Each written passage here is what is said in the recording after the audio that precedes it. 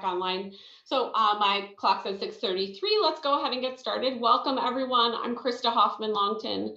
I'm a faculty member at IUPUI and at the IU School of Medicine. I think I've had the chance to meet all of you over the years, but thank you all for being here. I have the incredible pleasure of moderating our conversation every month. And this month, I'm really excited to talk about Rocket Boys. And I think that this will be a really exciting discussion. I think that we'll have an opportunity to dig in a little bit to the science as well as a little bit about this memoir that is absolutely a memoir. And so we'll talk more about that. So a few kind of housekeeping items before we get started. First, thank you to our amazing sponsors for this program. They are Indiana Humanities, Indiana Sciences and March for Science, the Indianapolis Public Library, and Central Indiana Science Outreach. So thank you. Please support our sponsors. Go to their other events. Give if you can of your time or your treasure.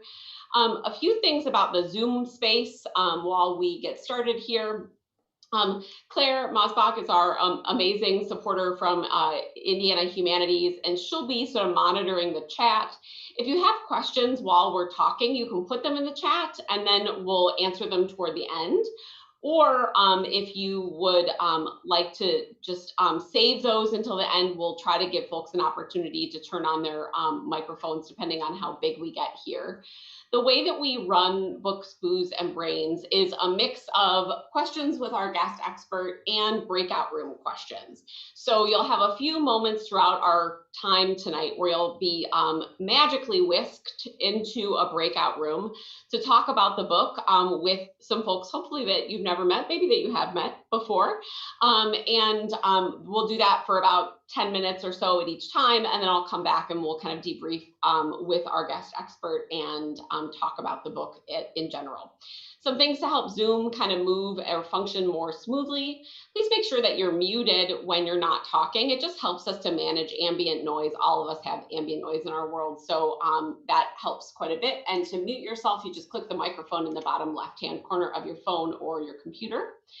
Please be yourself and be respectful of others. One of the things that can be hard in the online space is that sometimes the things that come out of our fingers are not the same thing that will come out of our mouths. So we try to remind folks to be kind and respectful of one another.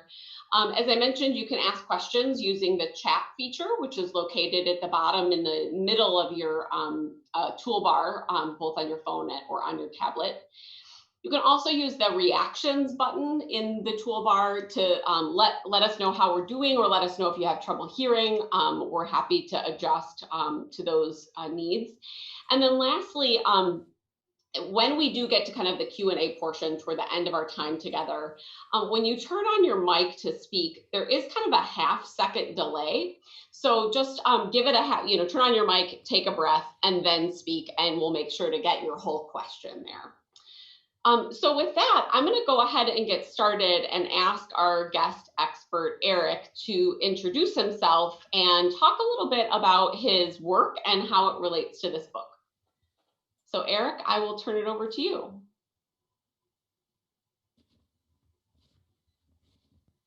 Eric may be having technical difficulties. He says, hang on one second. Can you hear me? I can hear you now, yes. Yeah, I don't know, like my earpods just dropped dead for something, so don't have time to troubleshoot. Sorry. That's okay. I can hear you just fine. No, I can hear you too. Okay, great. Hi, sorry, can you? Yes, of course. I couldn't hear. Of course, no worries. So I just asked you to introduce yourself and talk a little bit about how your day-to-day work relates to this book. Yeah, so hi everybody, my name is Eric Tejerino. I currently work for Blue Origin, known as the Jeff Bezos space company. We're kind of Jeff Bezos' version of SpaceX, and I'm working on the New Glenn rocket. I don't know if you heard of it, is our orbital class rocket that is actually going to be comparable in size to the Saturn V rocket.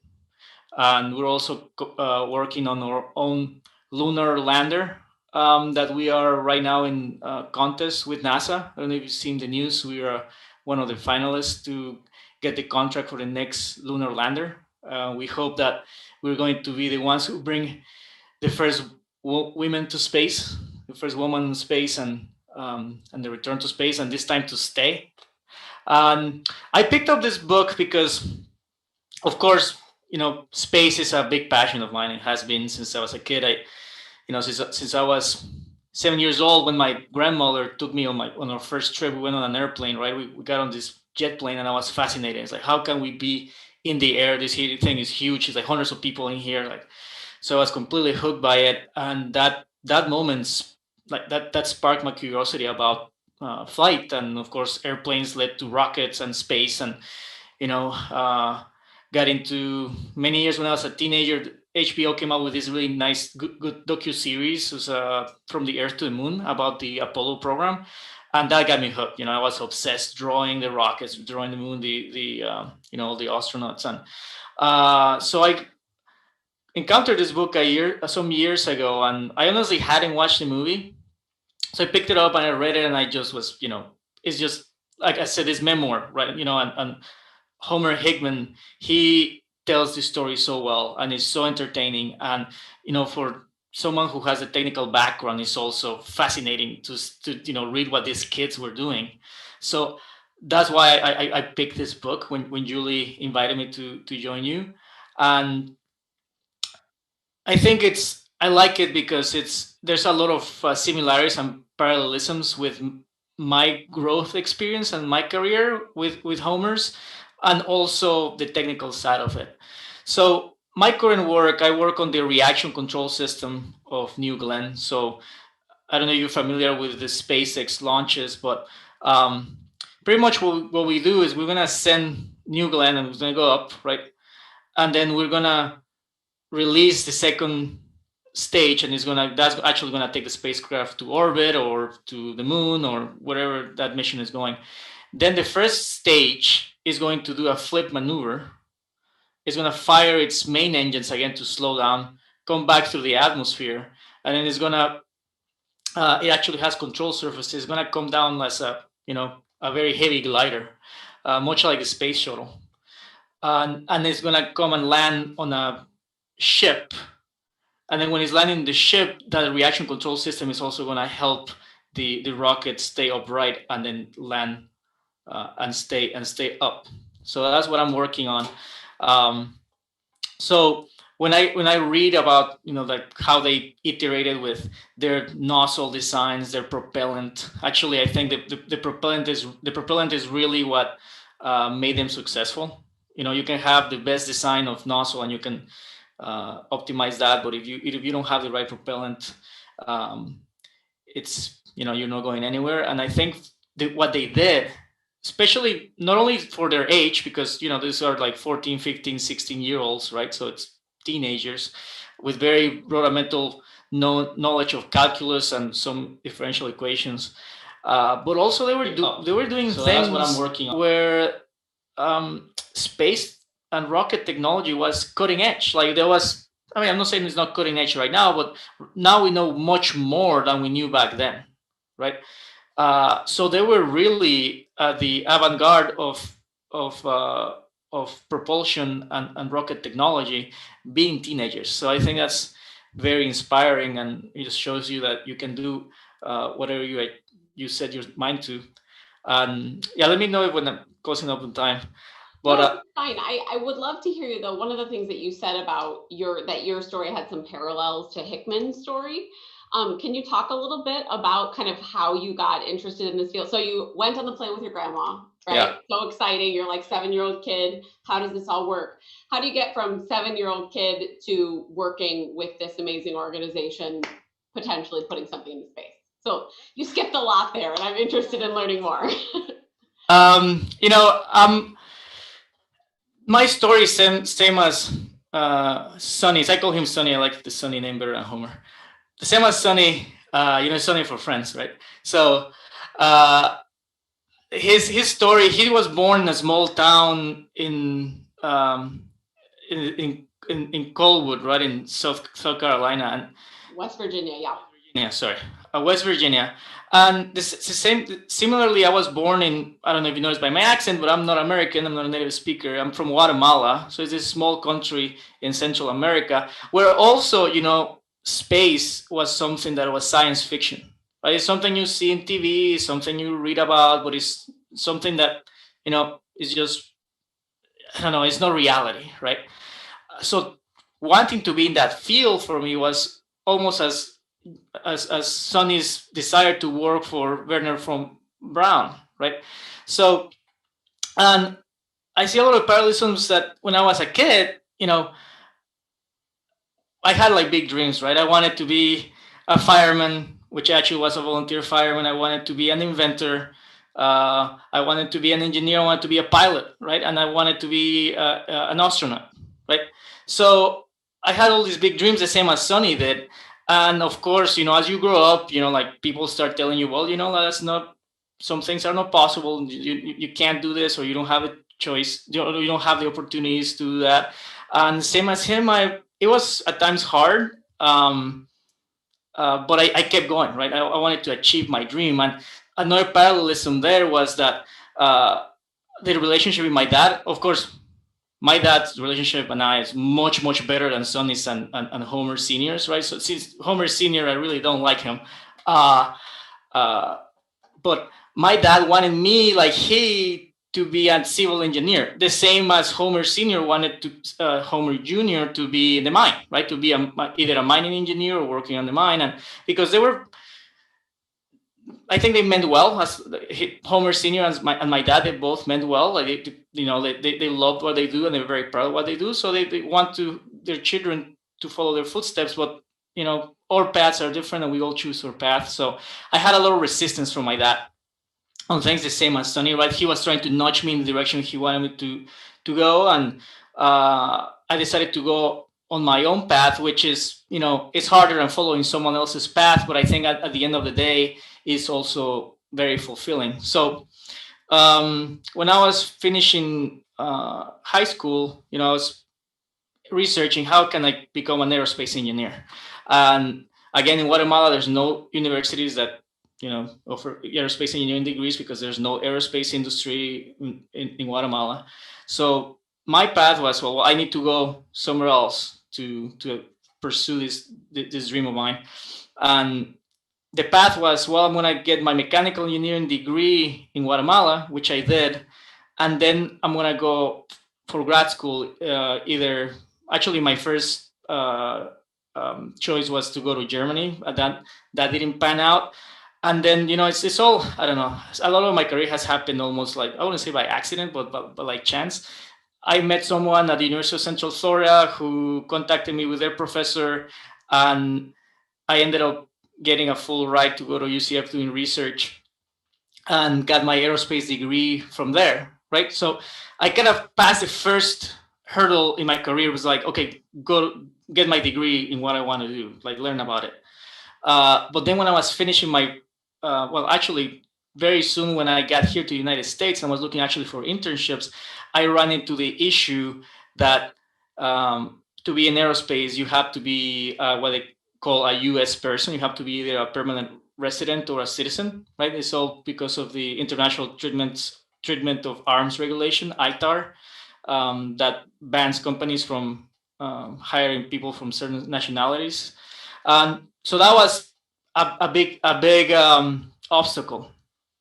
And the way that I've, managed to go around it is I very soon realized, okay, I need to go into an industry where ITAR is not required, gain my permanent residency here in the United States and go back to it, which I did.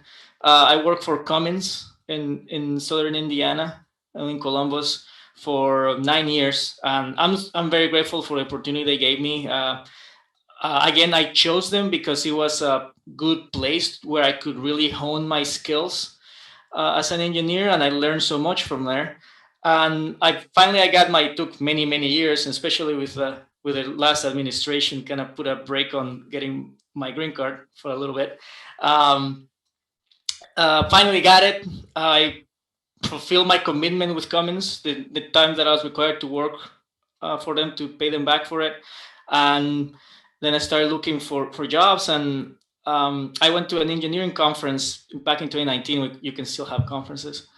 And I met some people from Blue Origin, right? And I was like, well, I don't know, like it's kind of like sometimes you don't believe in yourself. Sometimes it's the road's been so hard that you think it's like, oh man, they're never gonna hire me. I don't have any experience with rockets. All I know is theoretical.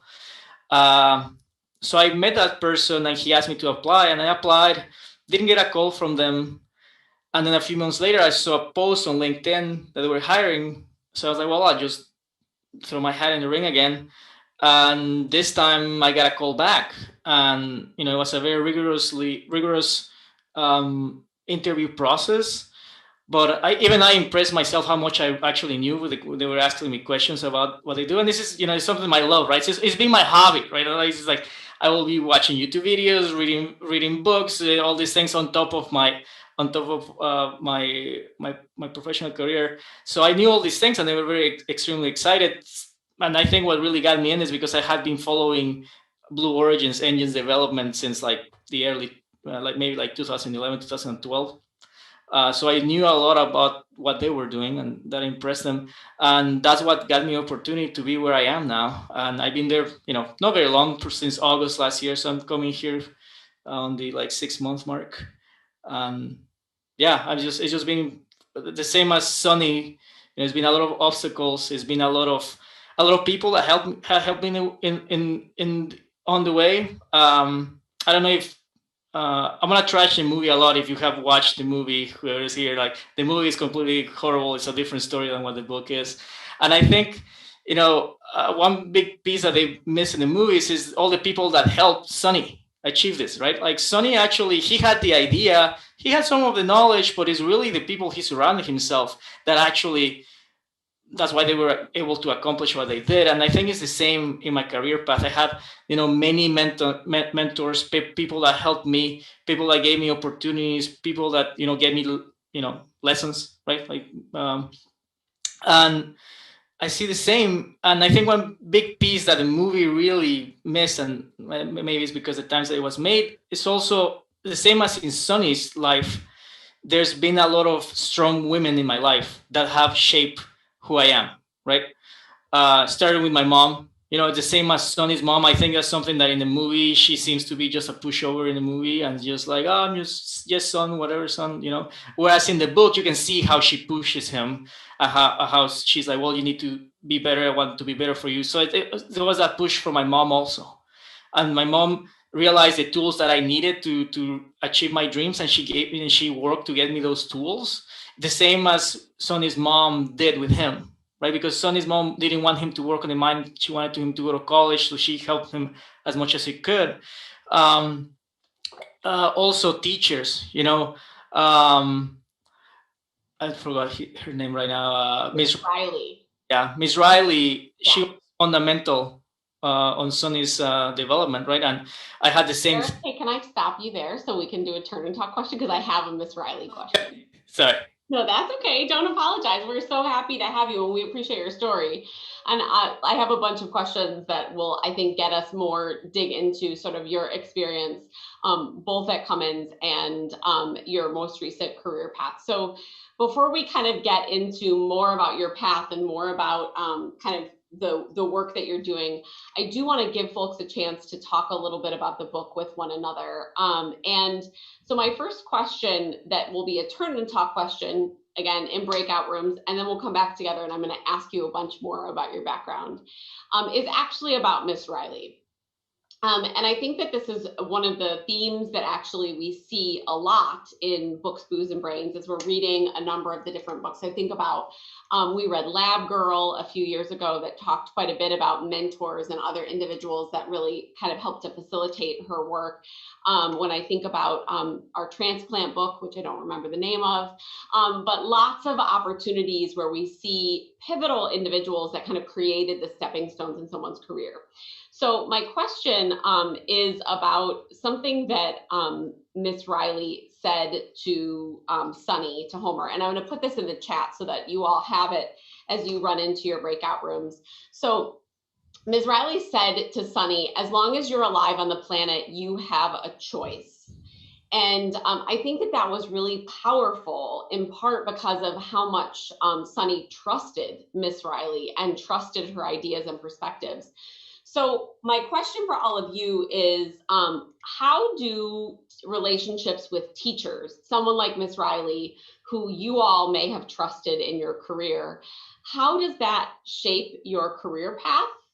And what particular attributes of those teachers do you think are so important when we think about discovery, when we think about kind of being able to do things that you might not have thought you can do? What are the attributes in a teacher that kind of lead us to the conclusion that this teacher is a pivotal part of your development? So it's in the chat so that you can kind of take it with you if you want to just copy and paste it and bring it with you into your breakout rooms. I'm going to open the breakout rooms. You should have about 4 or 5 people in each of your rooms. You'll have about 10 minutes to have a conversation while that's happening. For those that are watching us via live stream, Eric and I will hang out in this main room here, and we'll answer this question together, and then we'll bring everybody back and we'll hear what others have to say. So I'm going to go ahead and open the breakout rooms and give you a chance to get talking about the book here. So you should have an invitation to join a breakout room now. If you don't, let me know in the chat and I will figure out what the problem is. So you want me to stay? I got an invitation to go to room. Stay here, Eric. Thank you for asking. And let's see here, Heather and Sally, if you need help or if you are having trouble, let me know and we will move you around. Hello? I can still hear you, Eric. Hello? Hello? I can hear you. Yeah. Okay, there you go. Yeah, I don't know, like this Bluetooth earpods, they're coming in and out. I don't know what's going on. Okay, let's see. So Heather is not going to join a breakout room. Thank you, Heather. I hear Heather is here just to support you. Are you sure you don't want to go talk to somebody, Heather? Do you like that? Then I'm like, are you sure you don't want to talk to her? No, it's totally fine. I'm going to move you into another room then just so that I can manage that. Okay. And let's see here. Sally is cooking. No problem, Sally. I'm putting you in the no man's land room. And I bet Julie is also sort of dealing with stuff at home. Okay. So I'll move everybody around here in a minute. All right. So Eric, can you still hear me? Yeah, I can hear. Okay, cool. So I love this this teacher question because it's a question, like I said, that has come up in many of the books that we have worked on together or in this book club. So the question is essentially like, what are the attributes of a teacher that makes you kind of want to succeed, that makes you want to try something new? So when you think about the teachers that have shaped your life, or even other people that are maybe not formal teachers, like, what do you think are the attributes of those people that make you want to succeed? I think it's people that have believed in me and have made me believe in myself. Push myself. Like Sonny in the book, he didn't want to go, and this is another thing that they botched in the movie. He didn't really want to go to the science fair because he didn't believe that they were good enough. Right. But Ms. Riley, who pushed him and pushed the group to actually go ahead with it, and because she believed in them, and I think that's maybe the main attribute of the people who have helped me a lot to get to where I am, believing in me. I think that that's totally true. When I think about like the teachers that have motivated me, they are often people who believe I can do more than I think I can do. Right? Like their expectations are even above my own expectations. And when I think back about doing the hard things that I have done, whether that's writing a dissertation or, running a project or, whatever, that the people who have kind of not just given me those opportunities, but totally believe that I could do the thing that I was like, I'm not sure that I'm the right person for this. And that they were like, oh no, you're absolutely the right person. Like that, I think is really a powerful statement. definitely. And I think also, and if on top of that, these teachers also have the knowledge or access to the knowledge that you need to accomplish what you need, then they can set you on the right track. Um, which happened to me. This beautiful teacher of mine we became really good friends after that. He was my fluid mechanics professor doing undergrad. He had come back from getting his aerospace degree in Canada, and he was doing a lot of cool stuff that I wanted to do, and he had like that experience. So that helped me a lot, charting my route and actually guiding me how to go achieve what I want. He helped me a lot with the nuts and bolts with how to actually achieving what I want. Like being like, oh well, you want to apply to this, you want to talk to professors, you want to apply to this, you want to do these things, right? And he was the one who made me believe myself that I could get my grades up, that I could, get all these um, extracurricular achievements under my belt, so I could have access to those opportunities. That's a really good point too, that it's not just like believing that you can do more than you think you can do yourself, but it is also like sharing the pathways that nobody tells you about. Right? Like I think about, I don't know about you, like, well, you mentioned that your father is a sort of different kind of engineer. Neither of my parents went to college. My mom eventually went to college, but it was when I was older. And I just think about how much I didn't know when I applied for school, or when I, like that somebody, told me, you were talking about, like somebody said to me when I was an undergraduate student, you should apply for this fellowship. And I didn't even know the word fellowship. Like I had no idea what this was, that it was like free money to go to school. Like I had no idea. And I think that there's a lot of like hidden language of it, right? Like what the heck is a fellowship? What the heck is a, like extra, curricular activity, whatever, like those kinds of things that are the things that help students succeed are not always things that are clear or like a direct path. Yeah, exactly. Yeah. Because, for example, like my dad, he's always believed that I can, do great things and achieve great things. And, but my path is so different from his that his guidance has been very limited. Right? Yeah. So if I would have followed his path, and he would have been a great mentor, because not only he believed in me, but he had the knowledge and the resources to help me. So yeah, I think it's very important that also those teachers, if they do have the knowledge or know where to point you to go get acquire that knowledge, that really, I think, it sets them apart.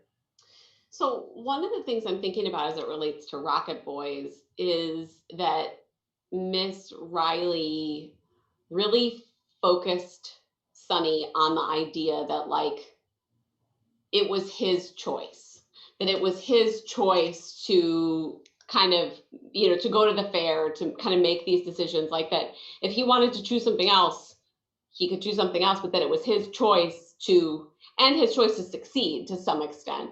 Yeah. And I'm wondering, did you have that experience as well? Did you have somebody kind of say to you, like, you have to want it just as much as I want it for you? No, I think I was always been very, driven. Yeah. Like achieving it. I think if a goal is not, high enough, is not really attractive. It's not inspiring. So I focus on doing, the hard things, because that's, like what President motivates you to motivates. succeed. Yeah. Exactly. Yeah. And that motivates you to put the extra effort in. So, even my mom growing up when I was in school, we have like these projects in school, dioramas or science projects. And I always, I was up the night before, up to like 2, 3 in the morning working this thing, because of course I bit more than I could chew, kind of thing. And she will be there with me and be like, oh, why can't you just do something easier, something simpler, we'll be done by now? But I was like, well, but that doesn't really, that doesn't is not really worth doing. That's not really my jam, right? Like I'm not going to just do the easy thing. Yeah, I want to do something that I don't know. Like sometimes I have to stop myself from being okay. No, no, no, let's keep this in scope because that can get out of control also, and then you never complete things if you're trying to be too much of a perfectionist or being Yeah. too aggressive with what you want to accomplish.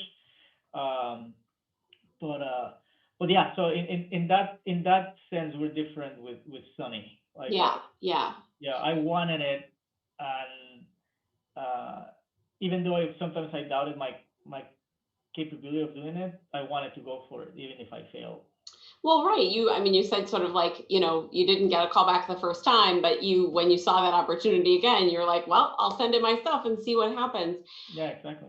I wonder, so I was thinking about, as I read this book, thinking about Ms. Riley and thinking about the people that were good mentors to me. And one of the other things that was important to me, and I wonder about, and I think was important to Sunny as well, is that Ms. Riley, like as much as she believed in Sunny, she knew that Sunny needed to make his own mistakes to some extent, that she needed to, and I didn't necessarily have any big mistakes that I made, but I remember very clearly I had a mentor where I made a decision to pursue a particular career path, and my mentor was like, I understand why you're making that decision right now. I would, like that's an okay decision, but you're going to be bored with that decision in a couple minutes. And when you start to get bored, you just let me know and I'll help you again. So I'm wondering, did you have someone on your career path who kind of maybe knew you better than you knew you? That's a good question. Or someone who at least kind of gave you an opportunity to like see another side of yourself? Man, I don't think about it. I know that my mentor, when he was teaching, was also a maintenance manager for a local airline. Oh, sure. Yeah. I wanted to go work for him, and I applied for this, and he's like, well, like it's okay, like this is your kind of foot on the door, but I think you're better than this, so you can go like I feel like if you stay here, you're just gonna be happy and get stagnated. That was So absolutely my experience. He was like, you're going to do this job, and in 2 years, you're going to be bored. And when you're bored, it's totally okay. Just call me and I'll write a letter of recommendation for you for graduate school. And I remember that very clearly. And whether it's a self-fulfilling prophecy or not, like 2 years to the day, I think I called him and I was like, oh my gosh, I'm so bored. I hate this job. Can you please write me a letter for graduate school? yeah, Right. And I think it is, again, kind of someone seeing something in you that you can't see yourself. yeah, and the thing is, at that point, I actually didn't go that fast. He was willing to hire me, like I was like Sure. top of the list, and actually they did made me an offer. But then at the same time, my school made me an offer to be a research engineer. Yeah. I graduated, so now I had both of them, and because of what he told me, I was like, well, maybe he's right. Like, and I feel like maybe this is not right for me, and I went for the research opportunity instead, and that's actually what opened the doors for me to come to the United States. It was through research that I networked and I got the opportunity to come here. That's awesome. Well, I think that is a really good example of kind of what happens when somebody sees maybe something in you that you didn't even kind of see in yourself, right? What's that next step? Absolutely. So as you can see, folks are coming back from the breakout rooms. I hope that you guys had a great conversation. Thank you so much for coming back, I should say.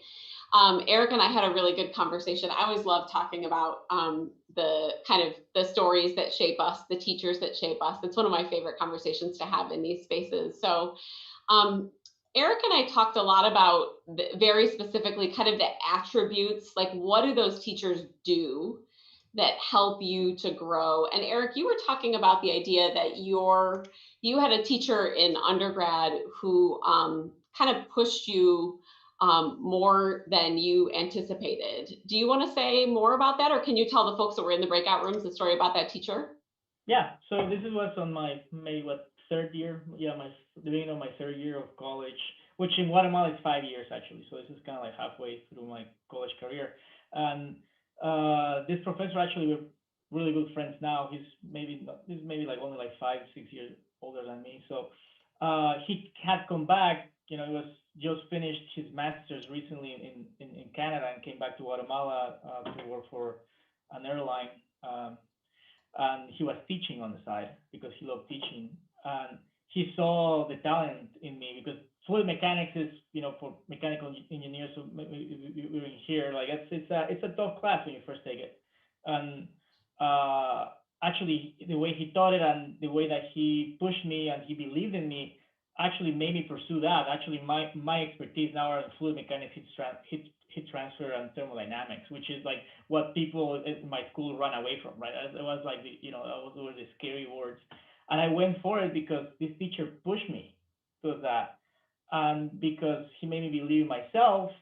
Actually went for it. I didn't listen to everybody else around me saying, "Oh no, that's too hard." Like let's just take the easier classes. So I went for it. That's what got me to where I am because that's actually why I'm here because my expertise in those fields. That's a great point, Eric. I think that idea of like having that person sort of see that thing in you and say, no, I think you can do it. I think you can take this opportunity and make it happen. For those of you that were in breakout rooms, I would love to hear from all of you. What are some of the attributes of teachers who really kind of shaped your career path or who pushed you to do things that you didn't know that you could do? Maybe that's one of the attributes, I guess. So I'd love to hear from some of the groups, kind of what else did you talk about in terms of what are the attributes of those teachers that really helped you to grow? I'll go, Krista. Thanks, Jen. You're not going to be able to do this next month. Go ahead. I know this is gonna be hard. So we definitely talked about, reaching, like talking to you and saying, no, you've got this, right? Especially, like Eric said, when you're a youngin' and you're like, I don't know, I'm failing this class. Like, no, this is just school. You got this.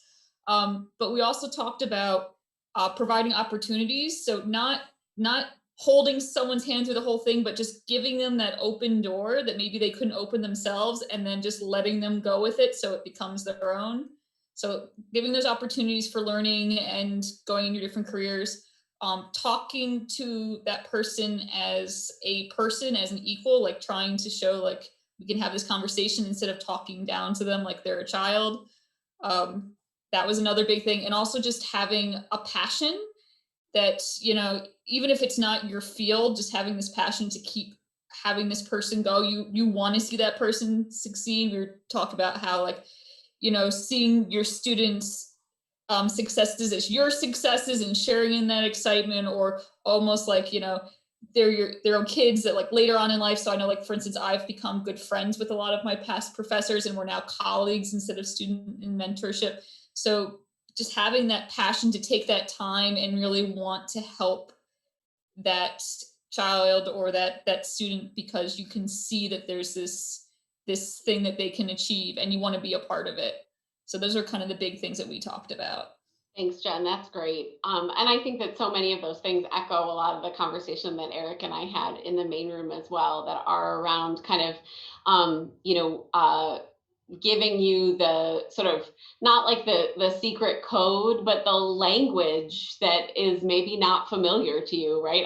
Eric was talking about sort of the research work that he did as a young student and how having access to that was something that he just didn't even know was possible. I, as a student, had a faculty member recommend me for a fellowship, and fellowship was not a word I had heard before. I didn't know that it was free money to go to school. So I think that those kinds of things, right, like having that language and access, to those things that maybe are not familiar to you. So a lot of that same thing resonated here. Are there other things that other groups talked about in terms of attributes of teachers that really pushed you to kind of think about what was possible? Did anybody talk about the idea of choice? That was one of the things that Eric and I talked about, right? That the quote that is from the book is Ms. Riley sort of saying, as long as you're alive on this planet, you have a choice. Thoughts about that? I think one of the things that we talked about was different styles of teachers and how the encouraging style has more of a connection to some people. I actually had one who was a drill sergeant, and it wasn't very encouraging, but he's always in the back of my mind. When I'm doing it, it's very helpful, but most of the group felt that the encouraging style of teaching was very helpful.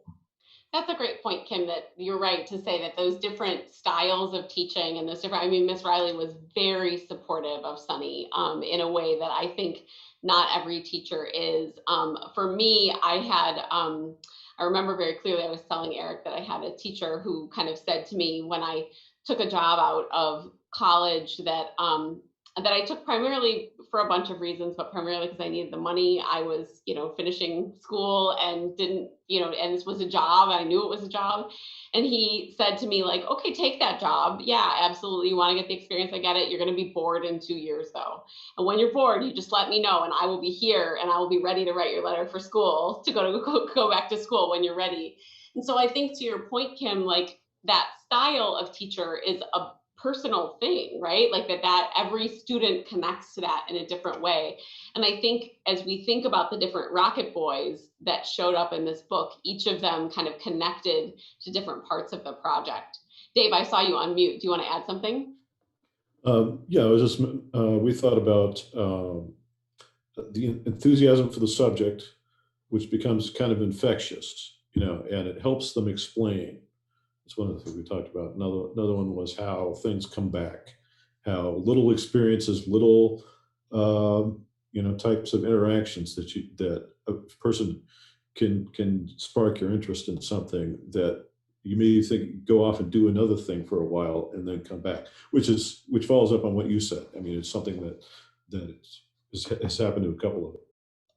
That's great. Yeah, I think you're right that one of the things that we know about these folks that are that can I said to Eric that can kind of see us better than we know ourselves, right? That they can see something in us that we didn't necessarily identify. So those are all really good. So Eric, I'm going to give you another question, if that's okay. That's maybe from the book. That to me, I've got a lot of like this book in particular kind of moved me towards more big thinking questions as opposed to small questions. And I think some of it is about the memoir kind of nature of it. One of the things that I noticed about this book, and again, some of it is that these were young people, but is about the trial and error strategy that they took to kind of make things work. And I'm wondering if you can talk a little bit. Obviously, you're an expert in your field. That's why you're here and you do what you do. But can you talk a little bit about the idea of trial and error, or the idea of sort of learning something from every failure and how that shapes what you do? Yeah. So all of us here that we are, involved in research or have been involved in research, we know that we stand on the shoulder of giants, right? And that's all the people who have been doing research in our field before us, and even other fields, that we can use the information on what they learn to further our learning, right? So, of course, I would say in current, especially if you've seen, SpaceX is very public with their experiments and their failures. I think SpaceX is a company that definitely it's similar to what the Rocket Boys were doing, right? They have ambitious ideas and new ways of doing things, and then they go and try, right? Like they fail because to learn, right? And I can't talk much about Blue Origin because I'm not allowed to, but at Blue Origin we also have a certain degree of that. Some you want to make some part of the system, something that is known, something that is proven. But when you want to make something special, you have to go to the edge, and to push that edge, that's where the experimentation comes in, right?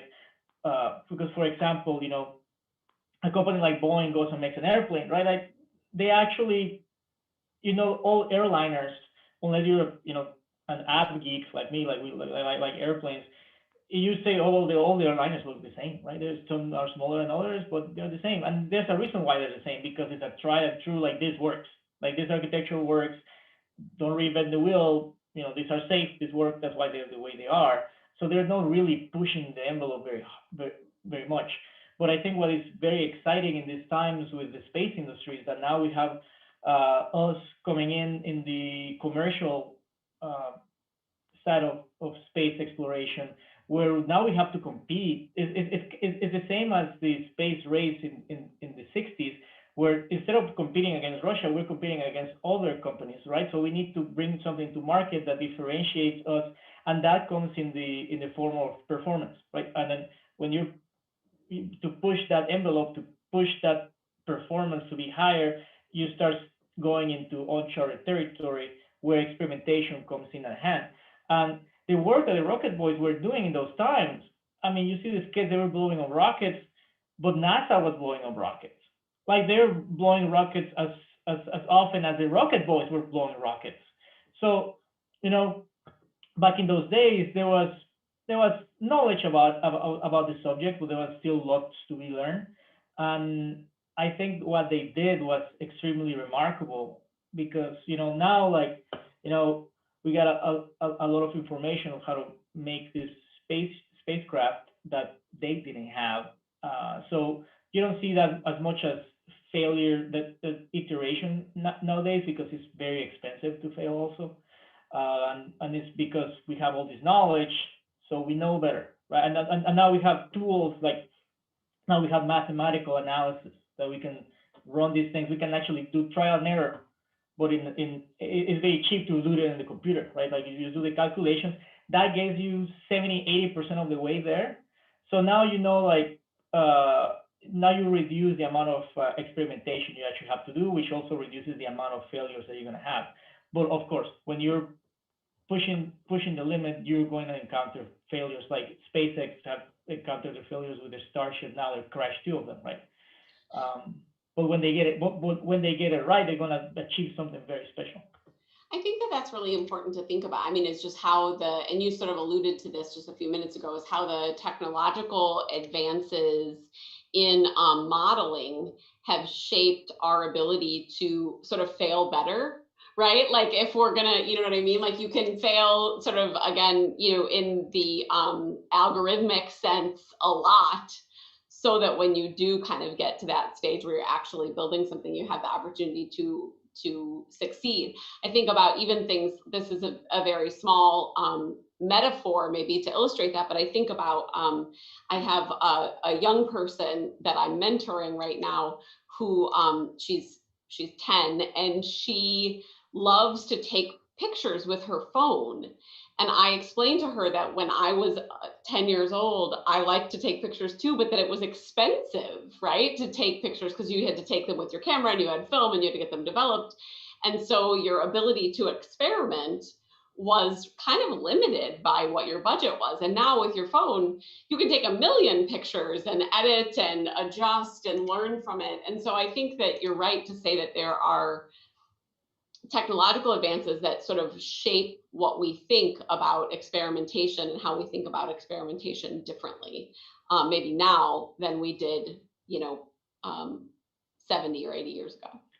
And I think also with the mathematical methods that we have and the tools that we have, also gathering data from failures goes and improves the model. So SpaceX has crashed 2 starships, but it's not, they don't call them failures because they learn from it. So they were able to gather all that data, and then they update their models, their estimates. They understand the problem better. So the next time they fly it, now they bring those learnings into it, which was limited. Even during the Apollo era, where there was telemetry, right? But there was limited amount of data you could pull down. So if the rocket blows up going up, you know, it happened. This is kind of an ugly side of space exploration. When Wernher von Braun was working on the V2 rocket, they kept having these failures when they were launching, and then they were just blowing up not like what in flight, and they didn't know what happened because they couldn't relay data. They didn't have all the sensors. They didn't have the capability of having a lot of telemetry in there.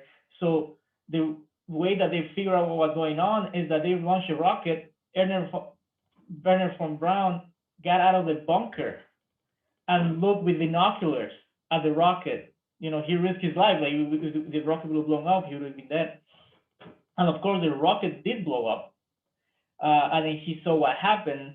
and he had enough time to run back in the bunker before the debris came raining. So what happened is that they were the rocket was starting in doing this transonic stage of flight, where it was actually starting to break the sound barrier. The structure wasn't strong enough to withstand that, so the rocket was getting crushed as a can, and he managed to see that with his binoculars. And when that happened, it's like, okay, now we need, they didn't understand the transonic dynamics of the vehicle when they were designing it, so the structure wasn't designed to withstand it. So that's an advantage that we have these days, right? Especially when it's an experimental rocket, we instrument the crap out of it, and we get as much information as we can from it. Because if we lose the vehicle, at least we'll have the information to learn from it. It's a great point, right? Like my car, or, you know, many other, right? Like that, you know, I have way more information about my car that now talks to my phone than I did my first car that I ever drove, right? So I know that my tire pressure is low on my car right now because my phone gave me an alert. And I think that that's a good point, that when we think about kind of what, you know, how the space program has changed and developed over time, that we have an incredible amount of data about those failures that we maybe didn't have in the past, or like you said, you know, there's somebody who's kind of risking their life to get those data, or we get them, you know, on the back end just based on people's memories, which we know are flawed. And so that's a really good point. So I've got another turn and talk question for the group that kind of relates to this. And it's really about sort of the ups and downs of the space program. And excuse the pun. I just realized the terrible pun that's in this question. So I promise I didn't intend the pun. My dad joke game is not strong. It is, I can't believe that I wrote this question and didn't even see this. Like, I'm almost distracted by my terrible pun. Okay, here it is. The space program has seen its ups and downs over the years. Again, ignore the pun. During the ups, we've witnessed incredible things like the first man on the moon in 1969. The downs obviously are really unforgettable, like the Challenger disaster in 1986.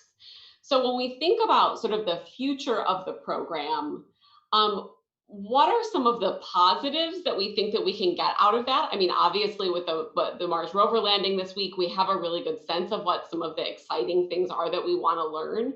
But what are maybe some of the challenges or the negative things that might exist as a part of the evolution of the space program? So again, the question is, we've seen a lot of ups and downs as it relates to the space program in the United States. What does the future hold for the space program? And again, this is not a tell me the history of NASA or the, you know, what NASA says they're going to do in the future. This is more like think big. Like, what are we thinking about? What are some of the positives of the approach that we've taken? And what are maybe some of the negatives or challenges? I'm going to go ahead and copy and paste this. And again, forgive me for the pun, which is just terrible. Here you go. And I will send you into breakout rooms. And there's a couple of you that were in a very tiny breakout room. There were just 2 of you. And I've imported you into larger groups. So hopefully you'll have a chance to have a more robust conversation. I hope that's okay. And if you can't make it into your room and you need to stay in the main room, that's fine. Eric and I will talk about this question here. I'm going to open the rooms and you'll have about 7 or 8 minutes to chat before we come back.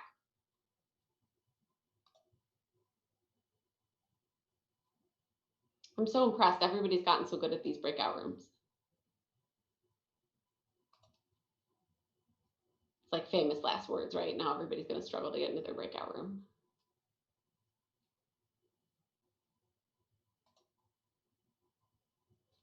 All right. Julie says that they're loving the chat. They're all good friends. Good. Okay. So one of the things that you talked about, Eric, that got me thinking as it relates to this terrible punny question, I'm never going to forgive myself for this, is the extent to which capitalism is influencing the space program in a way that maybe it hasn't in the past, which I think could be good or could be bad, right? I mean, I think that we believe that the competition is good, right? It pushes innovation. But that's something that certainly with the, you know, the first moon landing or with the Challenger or, you know, pick another launch, that we didn't necessarily experience until this century. So what are some of the well, competition from a capitalistic standpoint, right? We were obviously competing with the Russians, we were competing with China, we were competing, right? So we've got all that. But what are some of the other sort of potential positives, but also potential negatives to the way that the space program has evolved in the United States? And what do you think that Rocket Boys has to tell us about that? You're muted. There you go. So I think, honestly, I think we're going to see very great things happening in space, because, yeah, I think there's positives and negatives about now being driven by capital. But the thing is, it's really the only sustainable way of exploring our solar system space is to make it commercially attractive, right? That's a great point. Why is that the case? Can you say more about that? Yeah, because the problem is with policy, and this is the problem why the moon program was abandoned pretty much, is because with policy, once something is working very well, it kind of loses its luster in the eyes of the public. The politicians can't drum it up to get votes anymore. And now actually start getting critics. It's like, why are we spending all this money sending people to the moon? Like, we could spend money. We've already done that. We've already done that. It's like, but I was watching one of Homer Hickman's talks that he gave to the Mars Society. And he was talking about, like, what would the world be if the moon program hadn't been killed? If we actually kept exploring and pushing exploration, you know? And he talked about interesting question. Yeah, I haven't thought about that. Like, so if the moon program had not been killed, how would that change the way that we think about space? Exactly, and not just space, because he brought up a really good point, and he brought a really great point that I hadn't thought about. But he brought a really good point that a lot of the prosperity that came to the United States in the later part of the 20th century was because of the space program, right? It was in the form of technologies that was spun, from the space program. A lot of technology that put America on the forefront technologically, but it was also because during the space program, the Apollo program, all these kids were inspired by the Apollo program and the moon missions, and they all rushed into universities to get engineering degrees, to get into the STEM fields. And we still have those people are right now who are in higher positions, and they're chief technical officers, they're managers, they're they're the founders of companies. Like, now that generation is starting to retire, and you can see that at the moment we are hurting for people in STEM. Like, I volunteer a lot to go to schools and drum up STEM and trying to telling people, hey, going to STEM is fun, is rewarding, there's money in it. But how much easier would it be if it was actually something inspiring, like seeing people on Mars, right? Building this, like, imagine now if the Apollo program would have been killed and we still be pushing innovation, we will have stations on the moon mining and getting resources, and that would allow us to go to Mars. We probably would be in Mars now if that didn't happen. And if you think about, like, all the economical, like the commercial and economical opportunities that we missed with that, it really set us back. And not only the tangible commercial opportunities, but also the opportunities of developing this talent of people that were excited and passionate about this, right? We wouldn't have a shortage of engineers at the moment. There will be so many jobs, that will be in space or related to space, and also the technologies to live in space, like living on the moon and living in Mars, because you have to be so good with your resources. Those are technologies that we could have now to take care of the Earth, to spend less energy, to be greener, right? And this is one push that we have at Blue Origin, that we really want to explore space space for the benefit of Earth, right? Because we realize that, hey, it's better to go mine, the Mars, the moon, or something else, and get resources from there while we keep or Eden or paradise, the Earth, more so intact, right? Because there's no other planet in the solar system that is like Earth. There might be planets like Earth in other solar systems, but we're talking about light years away, right? Right. So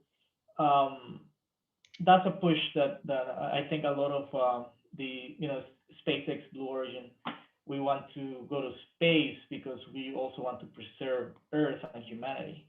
So there's two things that you talked about in your answer that I might ask you to talk about again when we come back to the main room. But the first one is that our decision to sunset a program like I did it again with the pun, sunset the program with the pun. I have to stop. This is why I'm not, that's right. I'm not allowed anymore. But the decision, to do away with the moon program, that there is like a human opportunity cost that we can't measure, right? That we can't measure the amount of inspiration that program would create among young people. That there's no, as much as we, somebody would say like, oh, it's not a profitable program anymore, or whatever, that we can't really quantify how many kids didn't go into engineering or into STEM fields because it's a non-answer. It's we're trying to figure out the negative of something. So I think that piece is really powerful. And then the second piece that you were talking about there, and again, because this is just not my field of expertise, is the extent to which space programs do have the potential to help us think about life on Earth differently, whether that is about mining, that occurs, or about sort of other ways that we could see space exploration as a tool to improve our experience here on Earth. And I think that probably that goes back to that positive or negative question. I think that probably has positives and negatives, right? Because we got here because we exploited the resources of Earth. Exactly. So now we're essentially saying like, let's explore the resources of another planet and see how that goes. So I think that there are kind of positive, but that said, we know that there are obviously no humans living there. I guess there are things that we don't know, certainly, but I think that that's also an interesting question about how can space exploration fundamentally sort of change our thinking about the experiences of people on Earth. So I will ask you to talk about those two things. I'm going to give everybody a 1-minute warning here before I bring everybody back. Okay.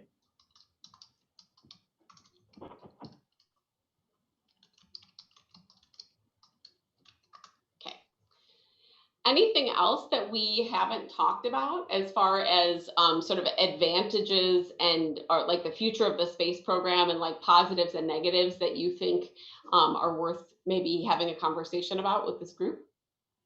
I think the positives, it's an opportunity to inspire people and to go into the sciences, and also it's an opportunity to unite nations. And we, us as humanity, not as a country, not as a continent, us as humanity are doing this. There's a big opportunity to do that in space. Now the opposite of that, the flip side of that now could be now we are competing for resources with other nations, which is happening with China. Yeah. So we can be setting ourselves up for conflict in space. That's a good point, right? It's sort of the same thing as the resources question that I said earlier, right? Which is like, we as humans, we create the same conflicts no matter where we are, right?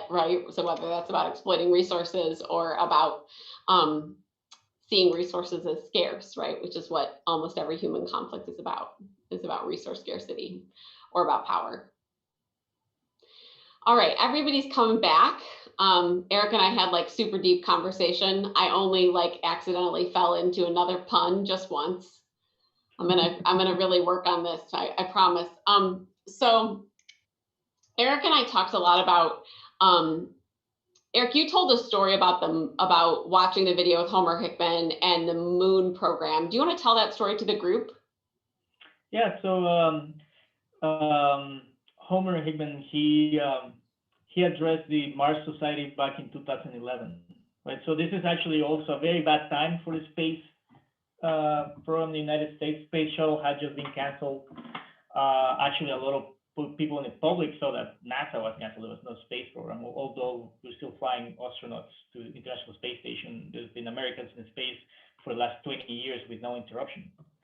But that was I got to live that living in close to Kennedy Space Center when I was at UCF.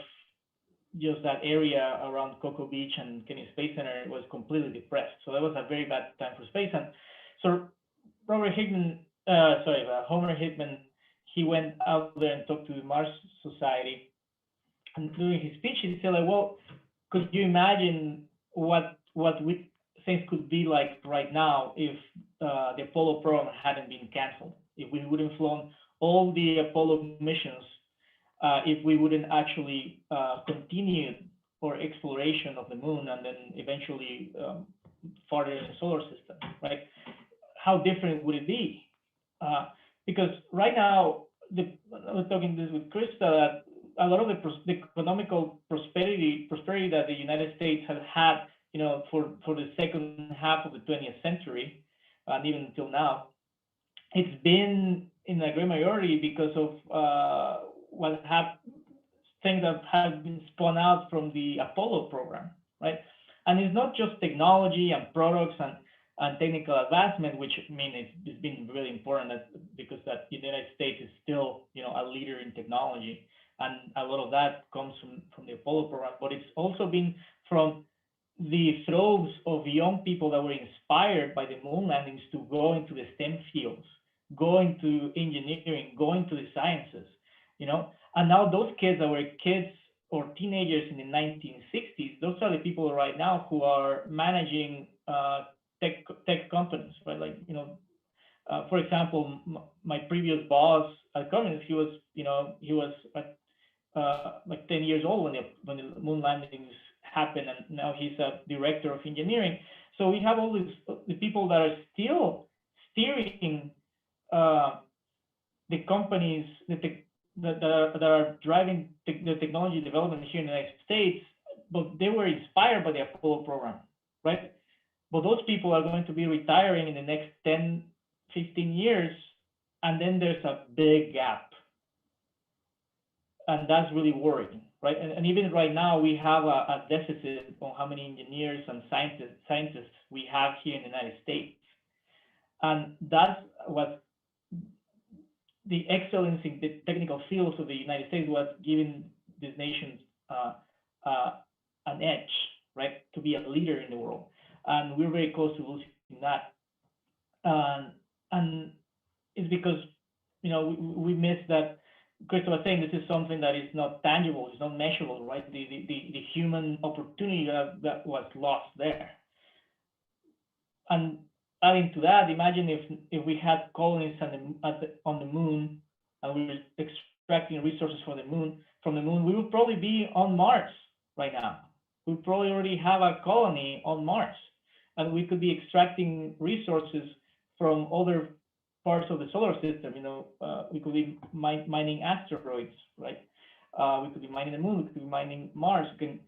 And instead of exploiting and extracting those resources from Earth, we could preserve Earth and get those resources elsewhere in the solar system. But it's not only the gathering of resources, but also living on Mars, living on the moon. That pushes us to manage our resources very, very well, right? Because when you're on the moon and you're on Mars, you don't have all the water that we have here on Earth. You don't have all the oxygen you have here on Earth. You don't have all the resources you have. So you have to be very careful and efficient on how do you manage those resources. And that we can bring that to Earth to preserve our planet, right? We could be, you know, not burning fossil fuels anymore, because we could have developed renewable energy technologies in space that we use here on Earth. And I think we lost that at the end of the Apollo program, with the end of the Apollo program. Yeah, I think that you make a couple of great points there that really do sort of speak to my, like, what are some of the positive aspects of the future of the space program, and what are some of the negative ones, or even some of the questionable, maybe is another good way to say it, right? That, I think, Eric, you talked about the idea of, on one hand, we can't measure the number of people who we sort of missed the opportunity to inspire by canceling some of the programs that we canceled. And I think that that's a certainly interesting question to ask. And I think that, kind of from that resource standpoint is like, what does traveling to other planets and having to manage resources in a way that we don't, or seemingly have not, that's probably a better way to say it, seemingly have not managed resources here on Earth, how does being on another planet sort of shape the idea that resources are potentially scarce? So I think that those are some really powerful, kind of positive and questionable things that have come out of the space program here in the United States, at least. We also talked a little bit about the idea of how space exploration has the potential to build bridges among nations, but also to create competition among nations, right? So the communication professor sort of joked, like, the same conflicts that we have here on Earth, and we're happy to create those in space too, right? So I would love to hear from all of you in your small groups. What are some of the other sort of positives or questionable or negative sides of potentially the future of the space exploration program in the United States that maybe Eric and I didn't talk about in the main room? What did your groups talk about? I think we got into how politics is controlling more of science than should be. Many group members feel that it should all be based purely on the science. My experience is I've started to learn and be fascinated by the politics, but I felt it's a very valid point that it's turning into a political issue over a science issue. That's a great point, Kim. And that's one of the things that we've seen in the pandemic. We've seen, I think more broadly, particularly with the rise of the internet and the democratization of information, right? That we create an environment where we can potentially politicize facts in a way that can sometimes discourage conversation and discourage innovation. That's a really good point. What else? What else did your groups talk about in terms of what are the kind of potential ups and downs of the future of the space program? Our group actually, the point was brought up about a concern about going to these other planets just to mine resources. We'd have to do it in an appropriate fashion. So we got to be careful, and there'd be competition and corporate greed and everything going on.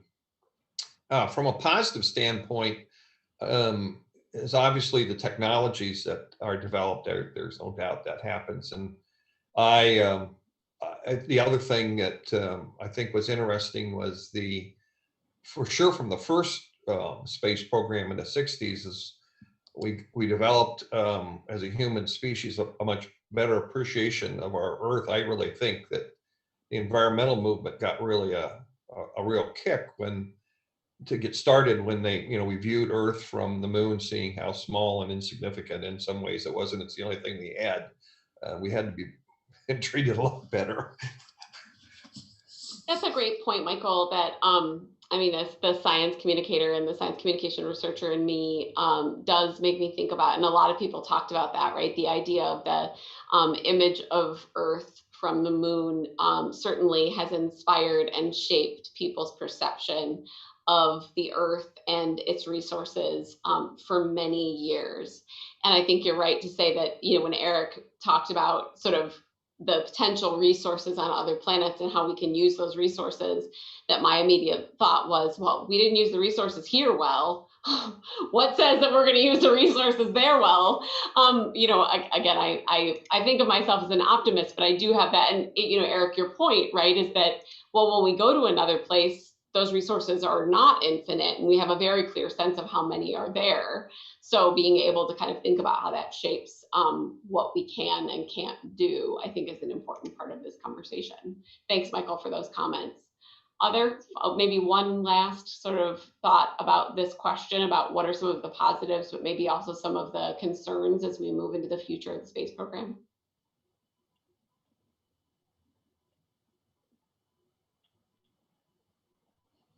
All right, so hearing none, I have one more question for Eric, and then we'll go ahead and turn it to the group so that if you have questions for Eric, I know that he would be happy to answer those. And so, Eric, one of the things that I think about this book that I've sort of thought about a lot related to this book is about why we would explore space in the first place. And I know that this is one of the things that sort of shaped your career over time, is thinking about, what are the advantages and disadvantages to exploring space. And we talked about the idea of that it inspires a sense of wonder and a sense of curiosity. And it allows us to ask questions and look for answers in ways that we haven't before. So other than kind of communication, meteorologic advances, what is the goal of space research from your standpoint, and what are you excited about kind of into the future? What kind of exciting goals can you talk about sort of in the future? Yeah, I think there's a few threads there with advancements we can do in space. Obviously, we can do technological advances, finding new materials, developing new materials, actually getting us to space, getting us to Mars. That requires a lot of technological advancement that we can use here on Earth. There's also, I think, something more of a pragmatical reason, right? But I think more of a humane reason is because exploring space, learning more about the solar system and what surrounds us, gives us more of a sense of our place in the universe and where we come from, right? Which I think is very deeply ingrained in humanity. Like just going to see what's around the corner, what's next, what's after that tree, what's after that river, where did my ancestors come from? Exploration is ingrained in us.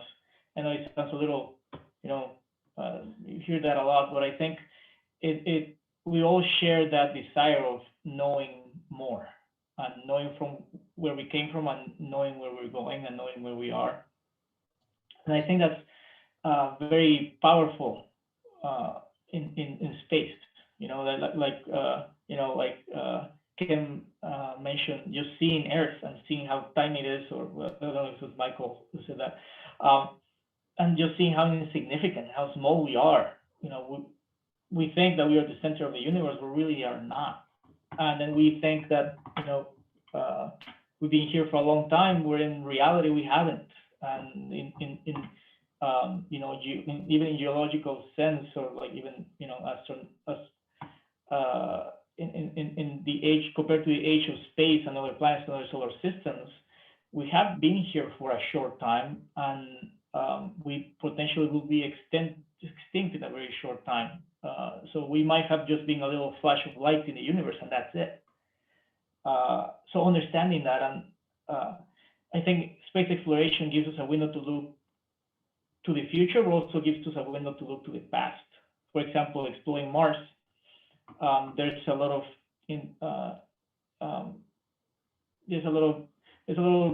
research being done that it points that Mars was much like Earth, a long time ago. And how did Mars went from being something like a brother to Earth, like very similar, to being just a desolate desert with a very thin atmosphere and not really capable of sustaining life?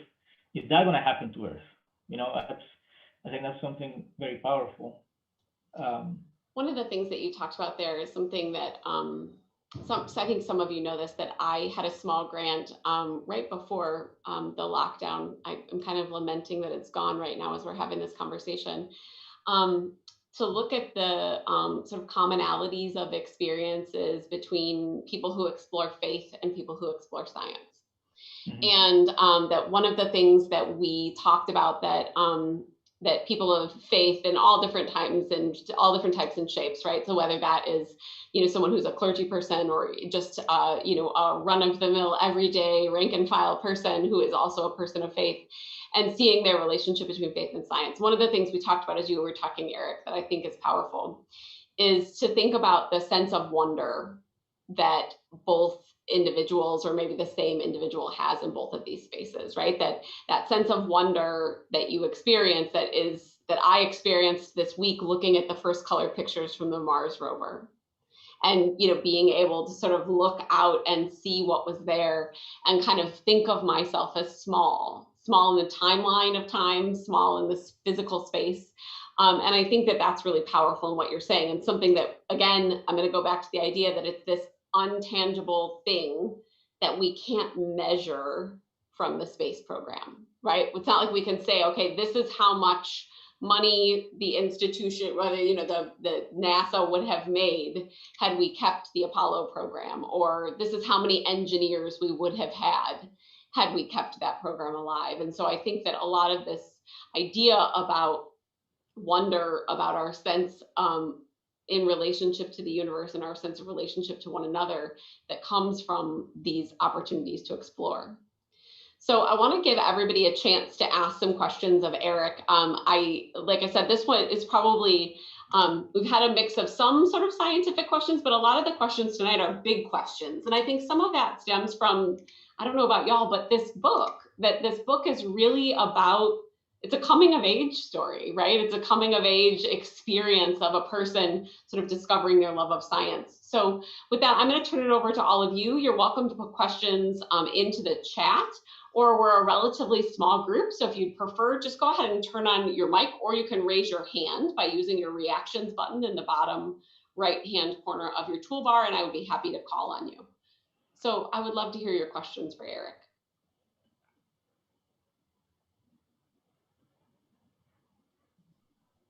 And I'm sure that Eric will talk about his current work as he is able.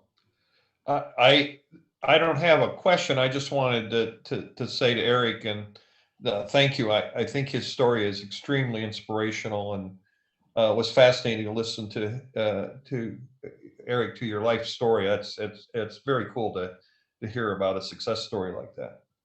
Yeah, Oh, I agree. Thank you for coming.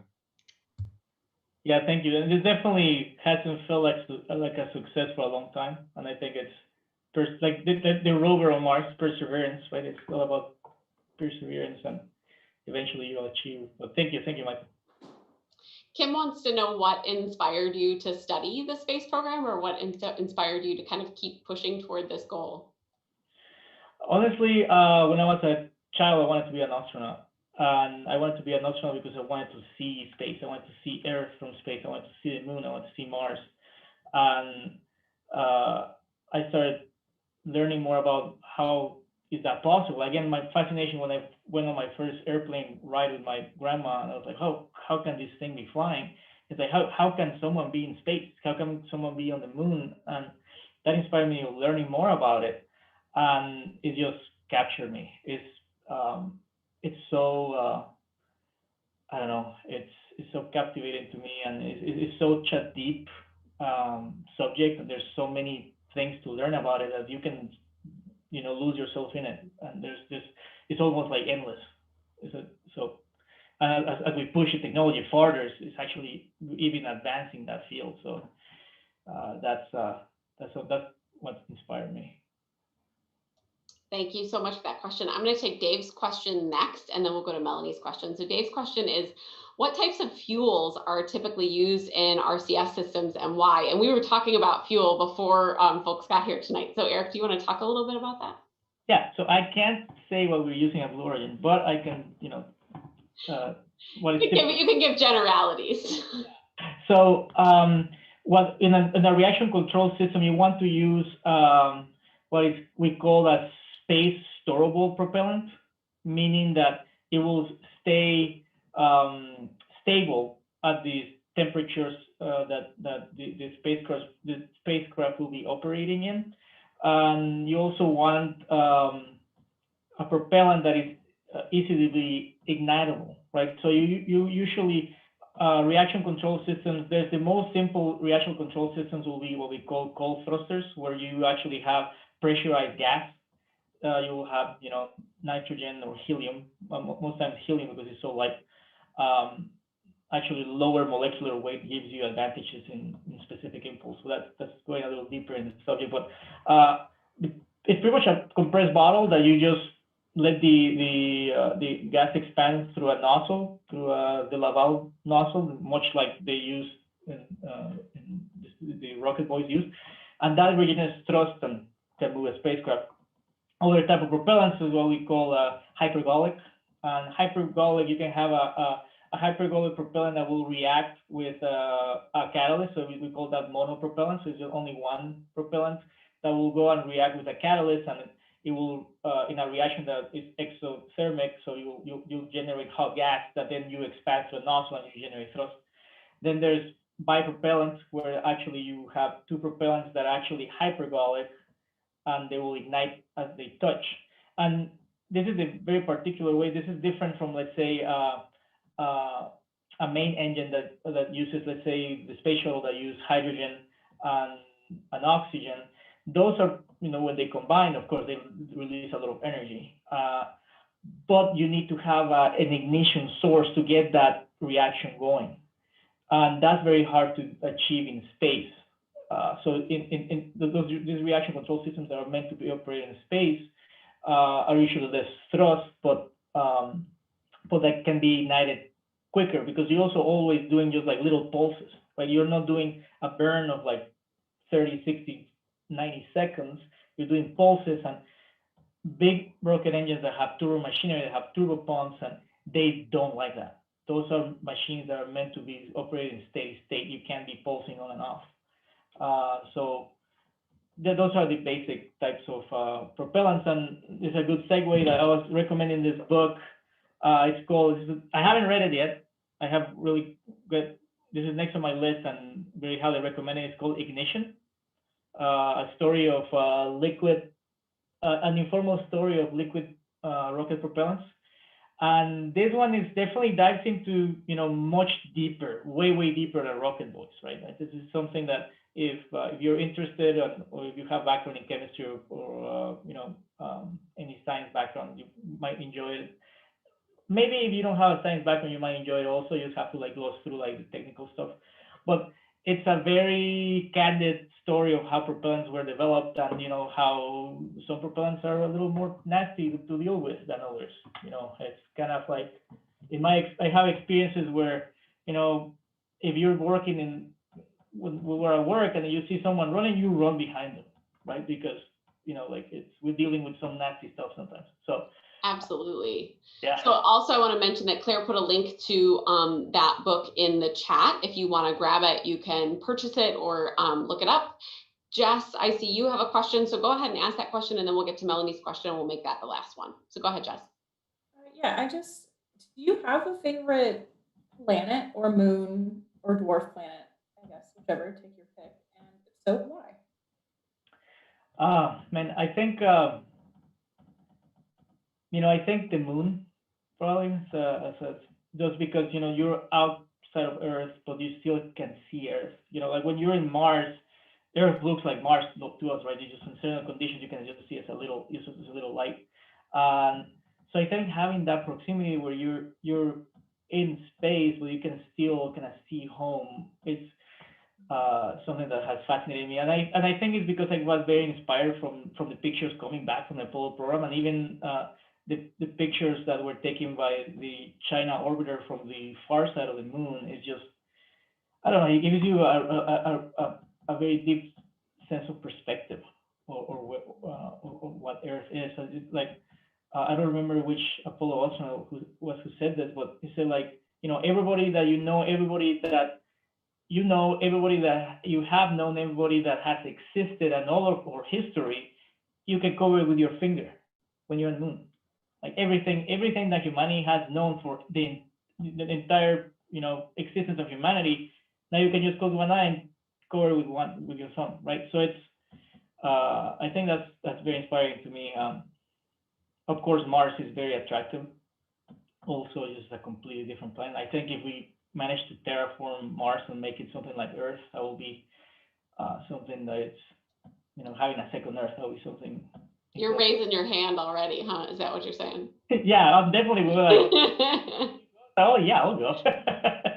All right, so Melanie has our last question, and her question is about sort of working in a technical field where in the United States where English is not your first language.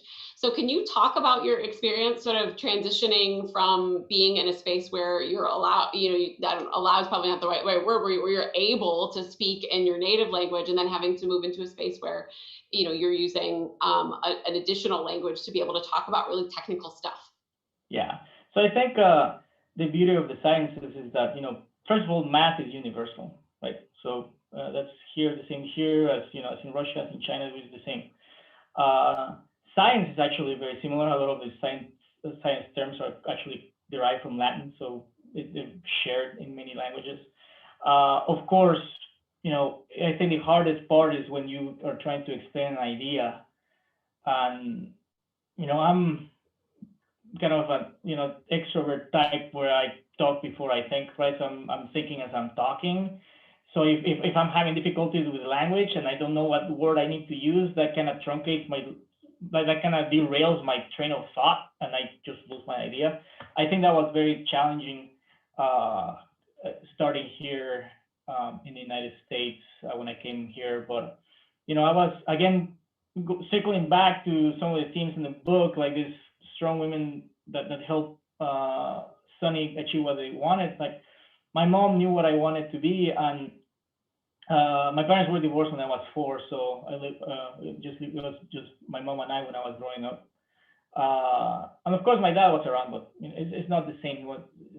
I spent most of my time with her growing up, and she woke up every Saturday at 6 in the morning to take me to English classes at 7 in the morning, and it was English classes from 7 in the morning until like 2 in the afternoon every Saturday since I was from the age of 8 until I was 17. So those sacrifices that my mom made for me, because she was like, well, now I'm here, I can't just leave him and go. Like, she actually started taking some computer classes. She took a swing at English. She didn't really was very successful with it, but and I just think about those sacrifices. I don't know if I will do that for my children, and my mom did it. So she really gave me that leg up. When I came here to the United States, I was already very proficient in English, and a lot of the knowledge, a lot of the books that we use, they were in English actually, because again, going back to the United States being a technological superpower, we got a lot of technological knowledge from the United States. So that helped me learn there. And not to this, my dad also made the sacrifice when I graduated high school to send me to England for a few months to finish rounding off my English skills. And I know that's a big sacrifice for him economically. So, again, I didn't get here on my own. There's a lot of people who helped me out. The same as Sonny, he didn't get to where he got without the help of everybody that came across him. That's great. Yeah, thank you, Eric, for sharing that. And kudos to all of those parents and parent figures that sacrifice so much to be able to support their kids' dreams and support one another's dreams. I mean, I don't have any children of my own, but I certainly love to see all of my students grow and develop, and will bend over backwards to make sure that they're successful in the world. So thank you to Eric, especially for sharing your story with us and for enjoying, I hope, a conversation about Rocket Boys tonight. This is a book I would not have picked up on my own, but that I really enjoyed reading, and I enjoyed learning more about it with you. So thank you again, Eric, for being with us tonight. No, thanks for having me. I really enjoyed it.